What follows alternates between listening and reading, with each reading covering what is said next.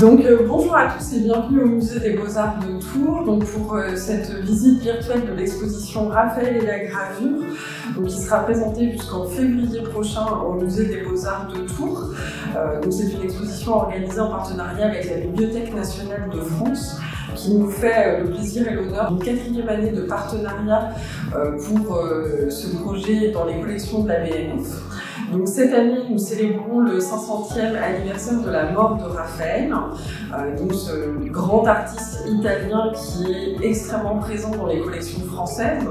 à la fois dans les collections royales depuis la Renaissance, mais également qui a traversé finalement tous les siècles et qui a énormément influencé les artistes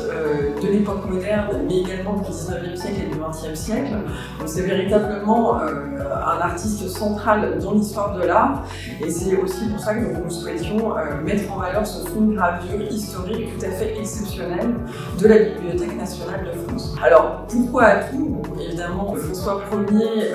qui avait ses résidences en Touraine, a été un des grands collectionneurs de Raphaël, un des premiers souverains à massivement collectionner cet artiste, mais également puisque le musée possède encore aujourd'hui une très belle copie qui se trouve derrière moi de la belle jardinière de Raphaël, une copie du XVIe siècle qui était peut-être à l'origine dans les collections royales. C'est vraiment aussi l'occasion pour nous de remettre en valeur ce patrimoine qui est peut-être parfois moins connu du public.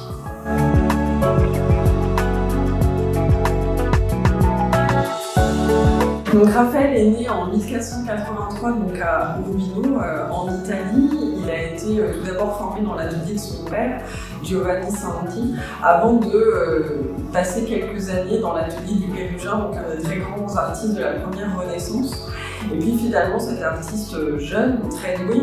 a été appelé à Florence pour travailler pour de grands mécènes, et c'est à cette occasion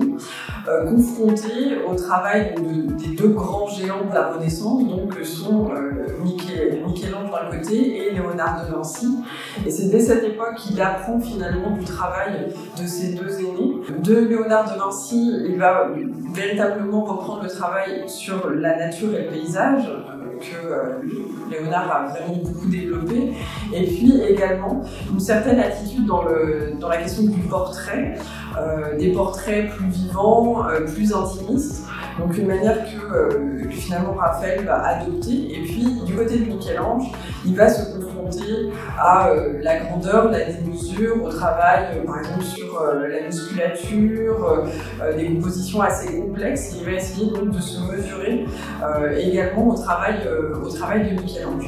Et puis après ce passage à Florence, il va être appelé à Rome, d'abord par le pape Jules II, puis Léon X,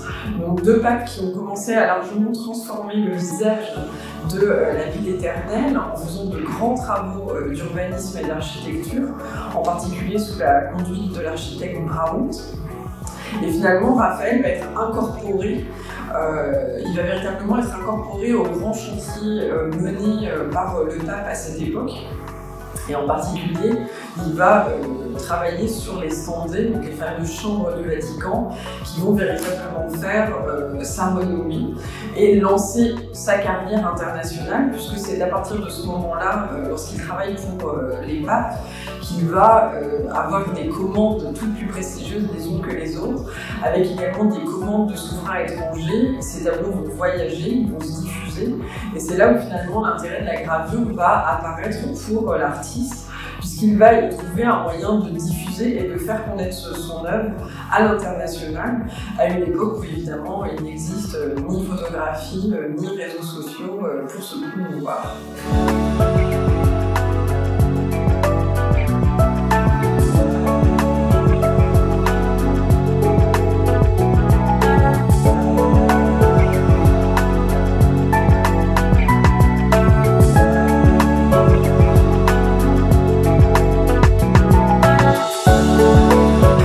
À l'époque de Raphaël, Raphaël, la gravure est une technique encore assez jeune puisqu'elle a été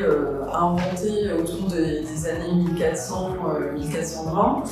Et donc finalement, Raphaël est l'un des premiers artistes à l'utiliser, à en faire véritablement un outil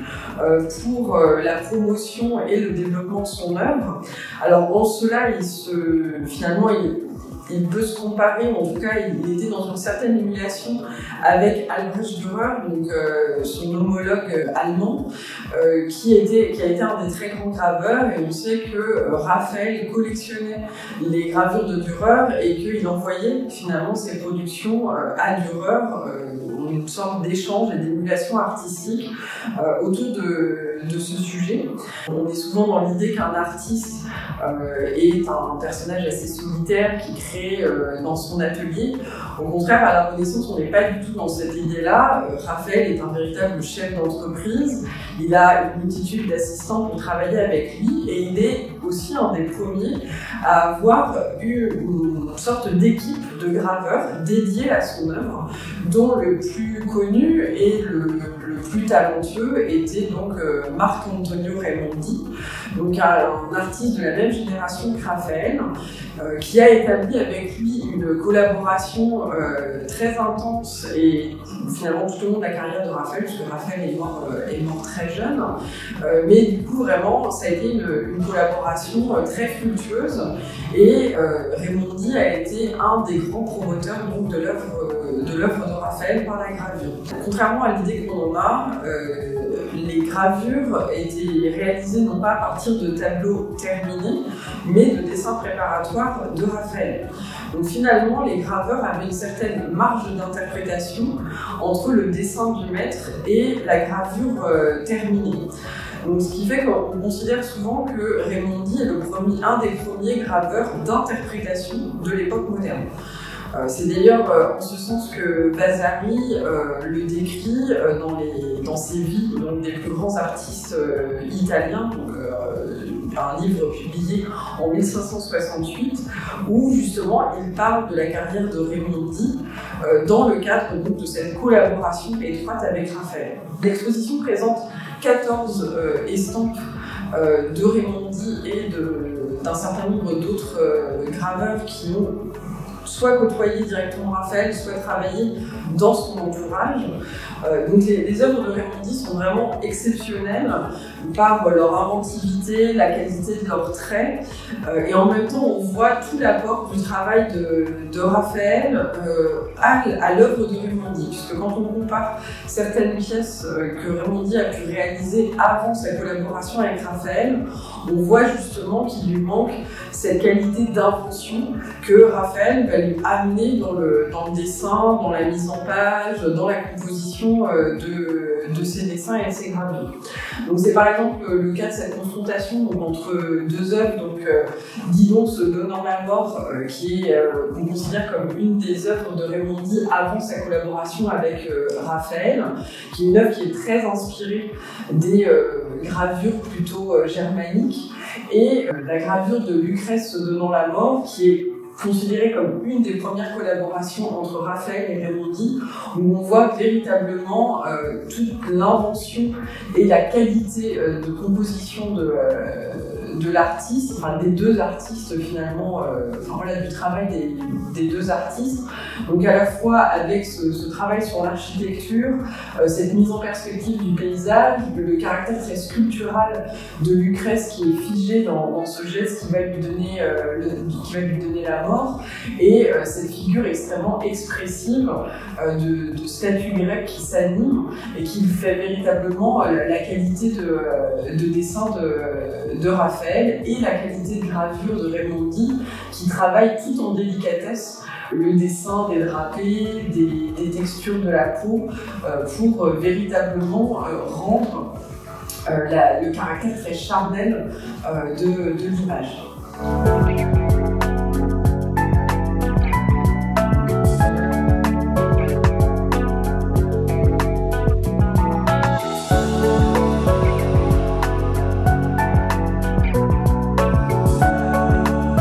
Donc Raphaël est véritablement très intéressé par cette technique de la gravure à tel point qu'il va réaliser un certain nombre de dessins préparatoires qui ne seront ensuite destinés qu'à la gravure. Finalement, on n'a pas nécessairement de traces de peinture qui auraient été réalisées à partir de ces dessins. C'est en particulier le cas de l'œuvre Le Massacre des Innocents, que Raphaël a véritablement conçu en direction d'une production gravée, avec également la marge de manœuvre donc laissée à Raimondi sur l'interprétation des dessins du maître. Alors cette gravure est tout à fait exceptionnelle puisqu'elle montre véritablement les qualités de dessin de Raphaël et donc de graveur de Raimondi, qui se mesurent au travail de Michel-Ange, en particulier sur la musculature, sur le travail des corps humains, que Michel-Ange maîtrisait particulièrement, et finalement qui était moins associé au travail de Raphaël, le peintre des Madones, le peintre aimable par excellence. Et donc finalement là, il va aller sur le terrain de Michel-Ange avec cette œuvre assez terrible, donc du Massacre des Innocents. Vous pouvez d'ailleurs voir que tout le travail sur les raccourcis donc dans les corps d'enfants permet de véritablement donner la profondeur à l'œuvre, et tout comme finalement tous les visages des personnages qui traduisent une gamme très importante d'émotions, de la peur, du cri, de la mort, enfin voilà, qui sont vraiment extrêmement développées, extrêmement fortes, et qui permettent vraiment à l'artiste de déployer tout son talent.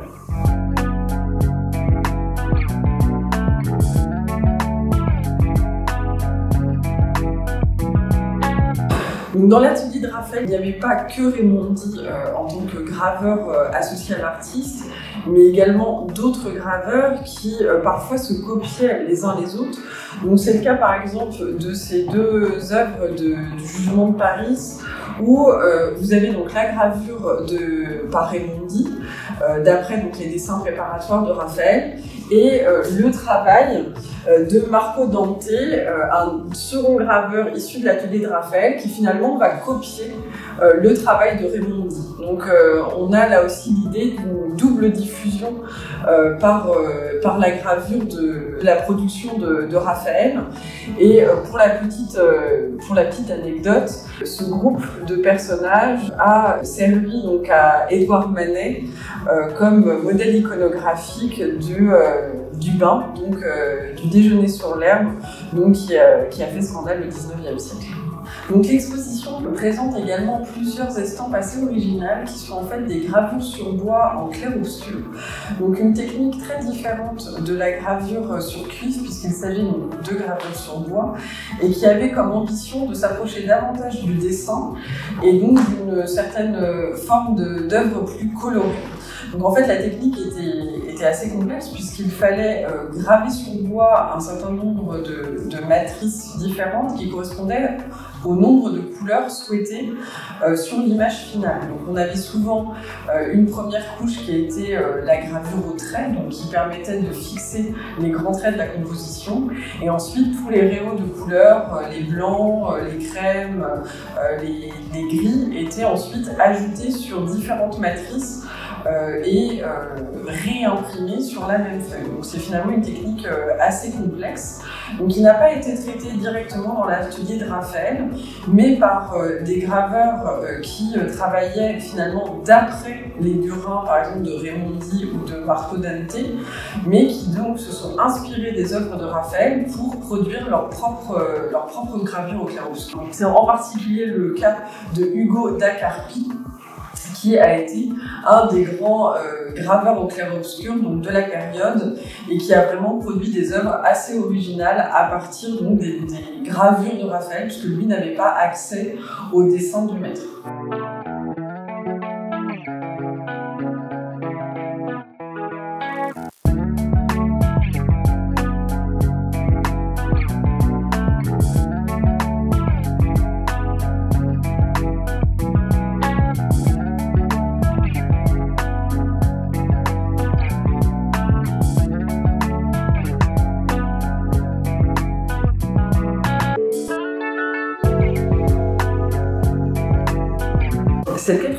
de partenariat avec la Bibliothèque nationale de France est également l'occasion d'une publication d'un petit catalogue d'expos à l'occasion du projet. Donc, sous la direction de Gennaro Toscano, conseiller scientifique à la BNF, et de Caroline Brand, conservatrice du patrimoine au département des estampes et de la photographie. Donc vous retrouverez au sein de cette publication finalement tout ce qu'il faut savoir sur Raphaël et la gravure à la Bibliothèque nationale de France. C'est un ouvrage en vente au musée et dans toutes les bonnes librairies. Voilà, donc merci de nous avoir suivis pour cette nouvelle vidéo du Musée des Beaux-Arts de Tours. À bientôt sur nos réseaux sociaux et j'espère également en vrai.